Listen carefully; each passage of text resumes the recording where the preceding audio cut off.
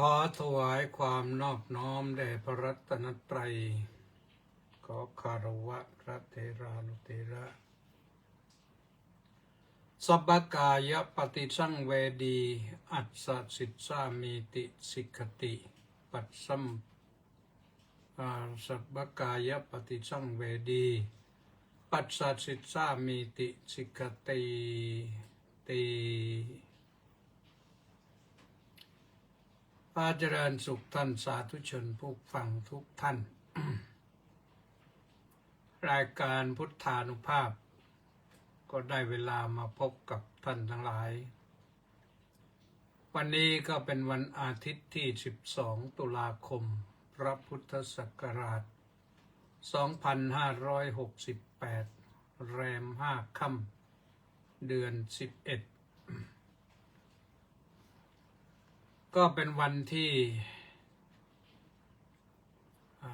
มีภารกิจนิดหน่อยภาคเช้าไปร่วมฉลองอายุ66ปีกับท่านเจ้าคุณพระเทพวชิรดิลกเจ้าอาวาสวัดบูรณสิริมัตยารามกลับมาวัดก็พักผ่อนหน่อยหนึ่งจากนั้นก็บ่าย2:30โดยประมาณฝนตกมาอย่างหนักท่วมถึงหน้าบันไดหน้ากุฏิแต่พอแรงประมาณบ่าย3:30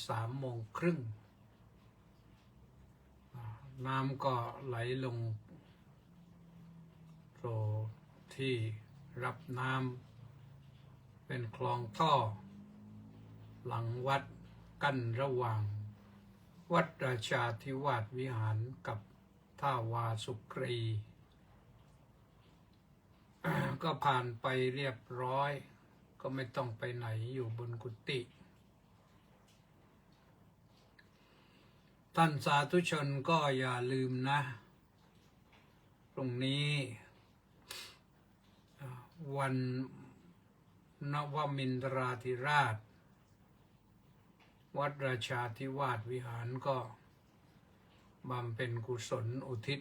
ถวายพระองค์ท่านเราทำทุกปีแหละวัดราชาเนี่ยเพราะวัดได้รับพระมหากรุณาธิคุณมาด้วยดีโดยตลอดแล้วประตรงกับวันบุรพาจารย์คือวันทำบุญอุทิศอดีตเจ้าอาวาสวัดราชาธิวาสวิหารอันได้แก่สมเด็จพระพุทธาจารย์เขียวจันทศิริเถระพระเดชพระคุณพระธรรมวโรดมแซงอุตตมเถระพระเดชพระคุณพระศาสนโสพลปลอดอัฏฐการีเถระแล้วก็พระเดชพระคุณพระธรรมพ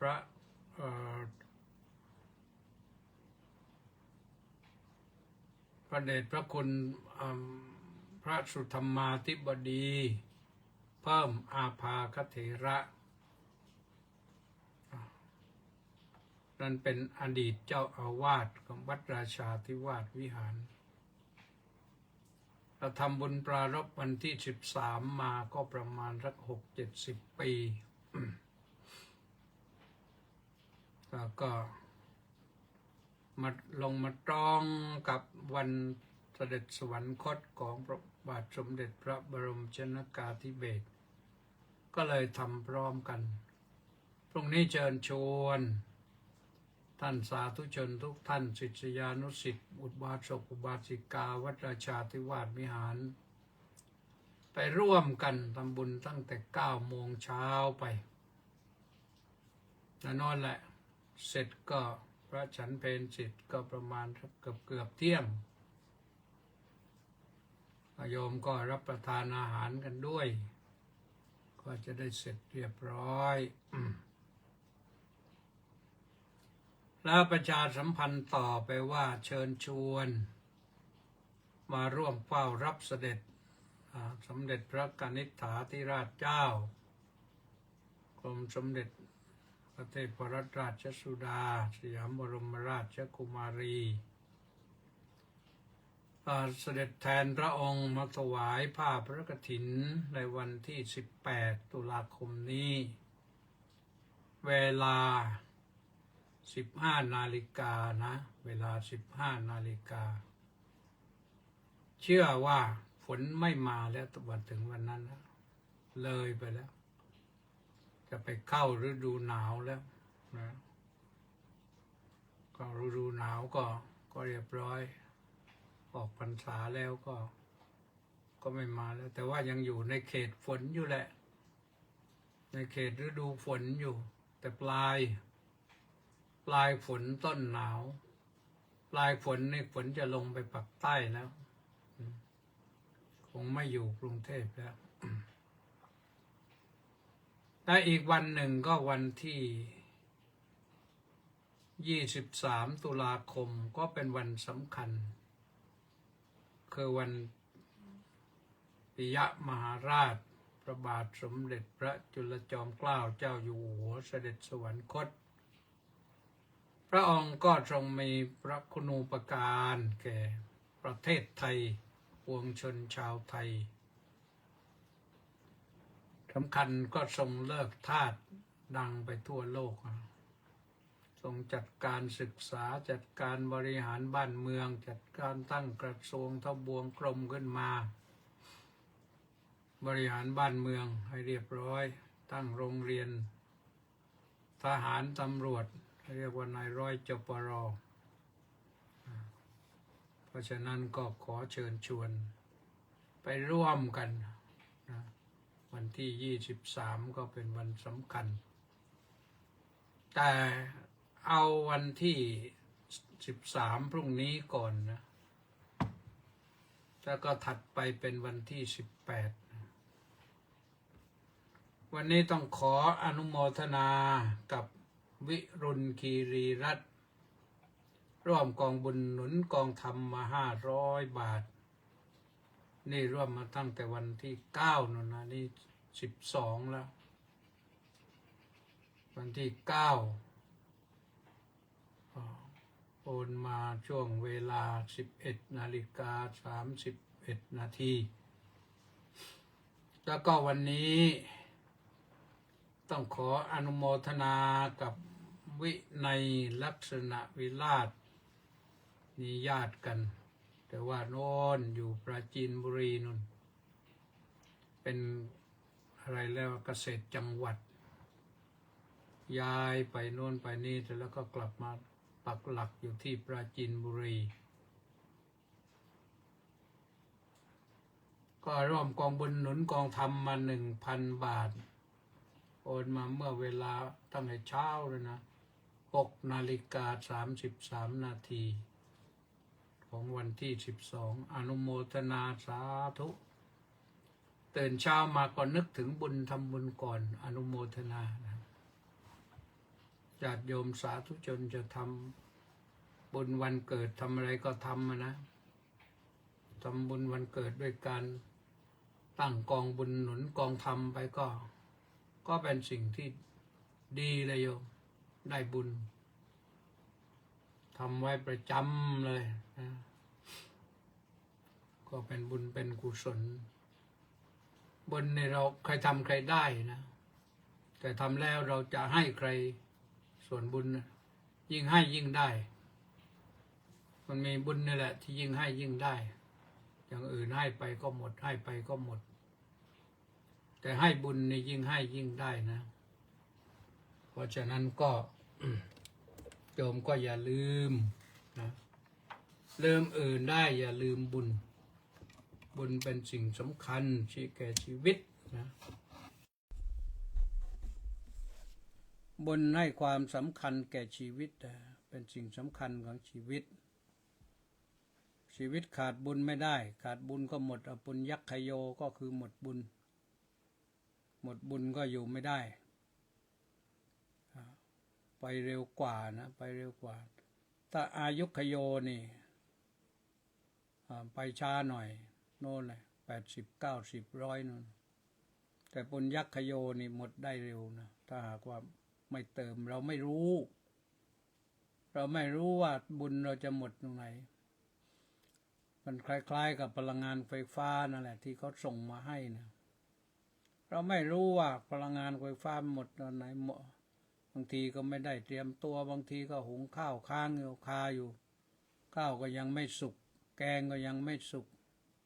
ทอดปลาก็ยังไม่สุกไฟดับชึกไปถ้าดับเป็นชั่วโมงก็เลิกกันเลยไม่ต้องกินกันเพราะฉะนั้นก็พยายามทำบุญไว้เราไม่รู้ว่าบุญมันจะหมดไปจากเราเมื่อไหร่ถ้าบุญจากเราไปเร็วเราก็ต้องไปเร็วไม่ไปแล้วไม่รู้ไปไหนนู่นถ้าไปโดยไม่มีบุญก็ลำบากนะก็เพราะฉะนั้นก็สร้างบุญไว้ร่วมกองบุญหนุนกองธรรมก็ธนาคารกรุงไทยนะ070-026-0870 อันนี้ก็ร่วมบุญกันได้ทำแล้วโยมก็ได้นะเป็นบุญของโยมอาตมาภาพเองก็รับมาแล้วก็มาจับจ่ายใช้สอยในเรื่องของการบุญเพื่อเป็นบุญของโยมก็อนุโมทนาบุญกับทุกท่านนะสำหรับเดือนนี้นี่เกือบครึ่งเดือนก็ถึงวันที่12นี่มี14รายการแล้วที่ทำบุญมาก็อนุโมทนาสาธุนะเจริญเถอะนะอย่าเจ็บอย่าไข้อยู่อย่างปลอดภัยสุขสบายมีอายุยืนนานผิวพรรณผ่องใสสุขกายสบายใจมีกำลังกายกำลังใจกำลังสติปัญญากำลังทรัพย์เพียบพร้อมทุกประการนะ วันนี้ยกพระบาลีขึ้นว่าสัพพกายปฏิสังเวดีอัสสสิสามิติสิกติปัสสัมปยังกายสังขารังสัพพกายปฏิสังเวดีปัสสสิสามิติสิกตินะแล้วก็ปัสสัมปยังกายสังขารังอัสสสิสามิติสิกติปัสสัมปยังกายสังขารังปัสสสิสามิติสิกติก็สองส่วนนะก็แปลว่าเธอย่อมตระหนักดีว่าเราจะเป็นผู้กำหนดรู้ตลอดกองลมหายใจทั้งปวงหายใจเข้ากำหนดรู้ลมตลอดออกกองลมหายใจทั้งปวงหายใจออกย่อมตระหนักว่าเราจะระงับกายสังขารหายใจเข้าเราจะระงับกายสังขารหายใจออกอันนี้เป็นภาษาที่แปลแล้วก็ยังไม่เข้าใจนะถึงแม้ว่าจะไปอ่านหนังสือก็ยังไม่เข้าใจยังเข้าใจได้ยากต้องการคำอธิบายอันดับแรกก็คือที่ว่าสัพพกายปฏิสังเวดีเนี่ยสัพพกายปฏิสังเวดีหมายถึงรู้กายทั้งปวงในแปลนะหายใจเข้าเราศึกษาว่าเรารู้กายทั้งปวงหายใจออกแต่กายทั้งปวงนี่คืออะไรตามที่ท่านแปลไว้ก็ว่ารู้กองลมจักเป็นผู้กำหนดรู้ตลอด กองลมหายใจเข้าทั้งปวงกองลมหายใจทั้งปวงหายใจเข้าตามศัพท์ไว้นะเราสันตระหนัก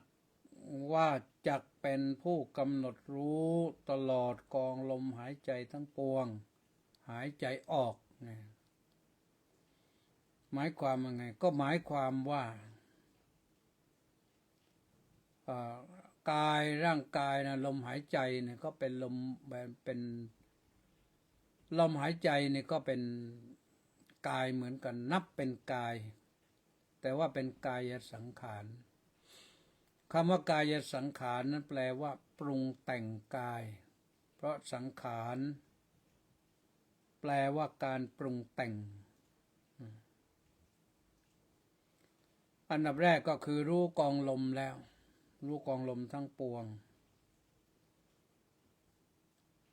พอมา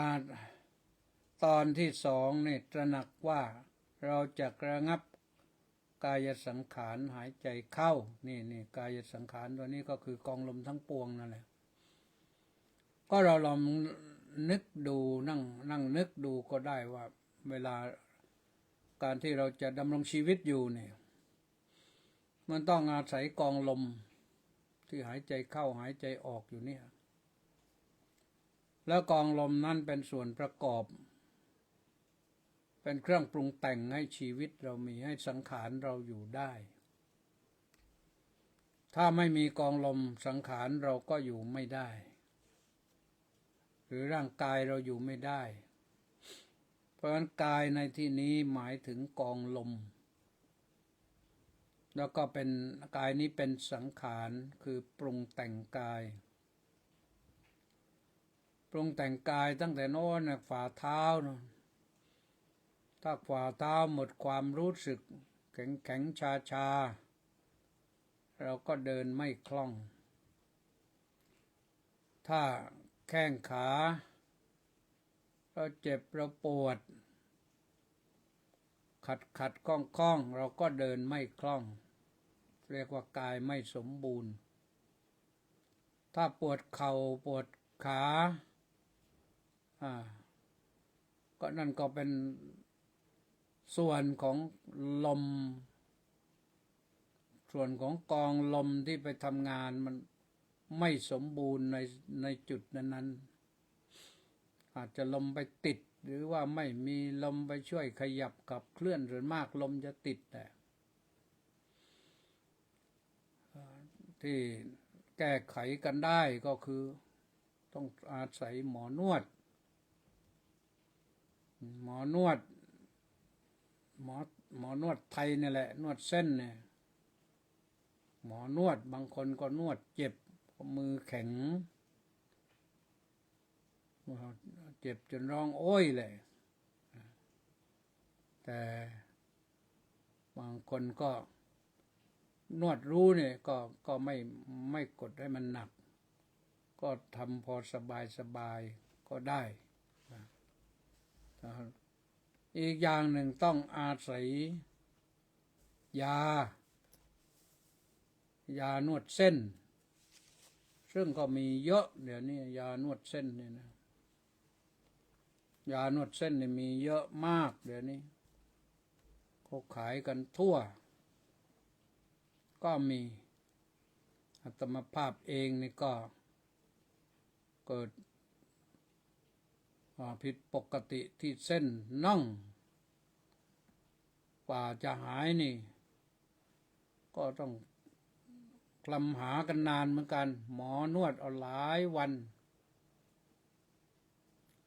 นวดหายพอไม่นานก็เป็นอีกนวดหายไม่นานก็เป็นอีกทำไปทำมาได้ใช้ทั้งน้ำมันนวดทั้งหมอนวดและมันนวดเองก็คือเอาฝ่าเท้าไปครูดไปครูดมากับขอบเตียงด้านล่างปลายเท้านะมันมีไม้กั้นก็ฝ่าเท้าไปครูดกับตรงนั้นนะครูดไปครูดมาปรากฏว่าหลับ ตื่นเช้าขึ้นมาเดินไปบิณฑบาตได้ไม่ปวดน่องนี่มันเป็นอย่างนี้โยมเพราะฉะนั้นบางครั้งบางทีนี่เราไม่รู้จุดแก้มันจุดแก้มันในที่ปวดน่องมันก็คือต้องนวดฝ่าเท้าแล้วนวดฝ่าเท้าตกลงก็ต้องนวดเองนวดกับขอบเตียงหายปวดนี่เดี๋ยวนี้เดินบ้านเดินได้สะดวกแล้วนี่เป็นอย่างนี้อันนั้นก็มาจากกายสังขารนั่นแหละมันไม่ราบรื่นมันปรุงแต่งลมที่ปรุงแต่งกายมันไม่ดีเดินไม่ทั่วแต่ว่าจุดที่แก้ได้ที่ไปแก้ได้ที่ฝ่าเท้านี่มันเป็นอย่างนี้โยมพอเราหาจุดได้ก็ได้นะเพราะฉะนั้นนะปัสสัมปยังกายสังขารังปัสสสิสามีติสิกติแต่ให้ตระหนักว่าเราจักระงับกายสังขารหายใจออกคำว่าระงับในที่นี้ไม่ได้หมายความว่าหยุดหายใจเลิกหายใจถ้าหยุดหายใจเลิกหายใจก็แน่นอนแหละท่านสาธุชนทั้งหลายไปไม่รอดแล้วคนหยุดหายใจก็นอนนิ่งนะขยับขับเคลื่อนไม่ได้เดี๋ยวสักครู่หนึ่งก็ตัวแข็งมือแข็งเท้าแข็งเย็นเยือกทีนี้จับไปไม่มีไออุ่นแล้วธาตุไฟก็ดับธาตุลมก็ดับนั่นเป็นอย่างนั้นทีนี้ท่านให้คำอธิบายไว้ว่ากายสังขารคือสภาพธรรมที่มีอยู่ในกายหรือกระบวนการปรุงแต่งที่เกิดขึ้นในทางกายรวมถึงการเคลื่อนไหวและการหายใจที่เชื่อมโยงกับกายเนี่ยนะซึ่งเป็นส่วนหนึ่งของสังขารมันเชื่อมโยงกันไปหมดไม่มีอะไรแยกจากกันทีนี้ในส่วนของลมก็มีคำอธิบายว่าลมหายใจเข้าและหายใจออกเป็นตัวอย่างของกายสังขารเพราะเป็นธรรมที่มีอยู่ในกายเป็นสภาพที่มีอยู่ในกายและเนื่องด้วยกายเป็นสิ่งที่คอยเคลื่อนไหวและไม่หยุดนิ่งถ้าไม่มีลมหายใจก็หยุดนิ่งนะแต่หยุดนิ่งไม่ใช่หยุดนิ่งนอนหลับนะหยุดนิ่งนอนหลับนั้นเรายังเคลื่อนไหวอยู่ข้างในยังเคลื่อนไหวอยู่หัวใจยังเคลื่อนไหวยังทำงานอยู่ถ้าหัวใจไม่ทำงานเมื่อไหร่นั่นก็คือไปไม่รอดแล้วการปรุงแต่งกายเป็นเราก็เป็นส่วนหนึ่งของกายสังขารนะเป็นส่วนหนึ่งของกายสังขารเหมือนกันทีนี้กายสังขารการปรุงแต่งทางกายเช่นลมหายใจและการเคลื่อนไหวส่วนว่าอย่างอื่นค่อยว่ากันนะกายสังขารเป็นเพียงส่วนหนึ่งของการปรุงแต่งทั้งหมดโดยมีกายเป็นองค์ประกอบส่วนหนึ่งเราเข้าใจว่าถ้าเราไม่มีลมหายใจเราก็เคลื่อนไหวไม่ได้เพราะฉะนั้นลมหายใจจึงเป็นกายสังขารทำให้เราเคลื่อนไหวได้ตลอดแต่สิ่งอย่างนี้เนี่ยให้รู้เท่ารู้ทันประการสำคัญก็ตัวเริ่มต้นที่ว่าสัพพกายปฏิสังเวดีอัสสะสิสามีติสิกตินั่นกำหนดรู้ กายทั้งปวง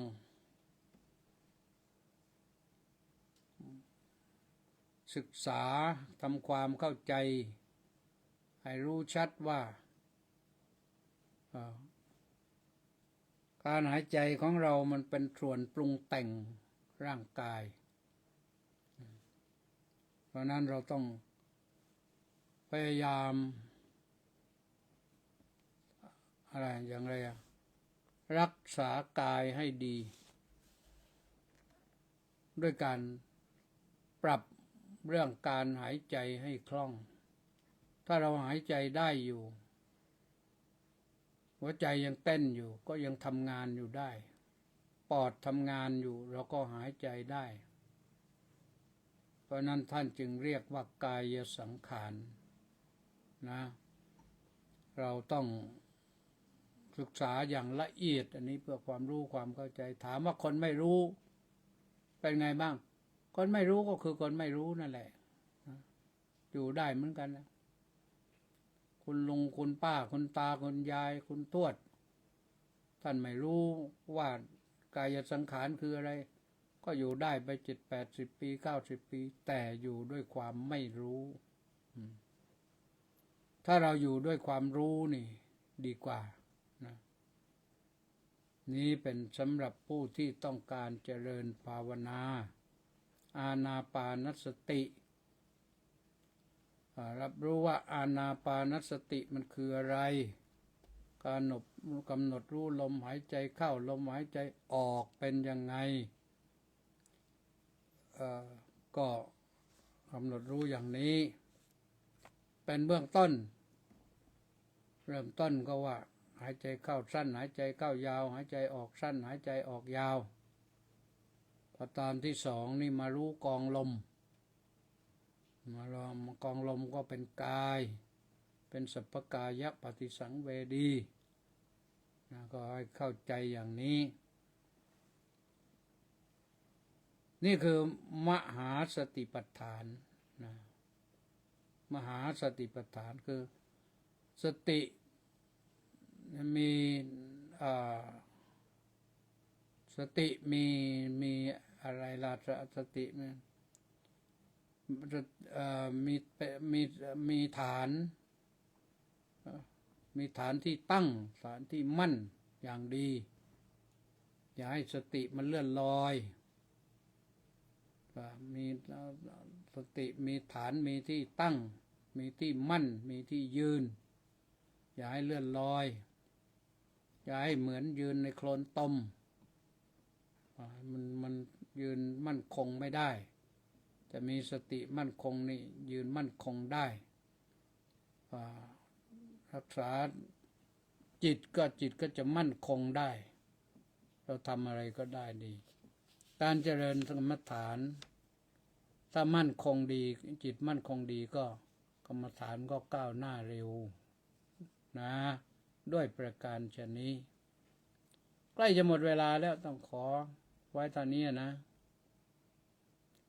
วันนี้มณีแสงจันทร์น้อมกราบนมัสการสาธุสาธุสาธุเจ้าข้ามาก่อนใครสาธุด้วยสมศรีลักษณะวิราชน้อมกราบนมัสการสาธุสาธุสาธุเจ้าข้าสาธุวัดป่าบนเนินสุโขทัยน้อมกราบถวายความเคารพพระเดชพระคุณครับผมสาธุนะแม่ชีสมใจ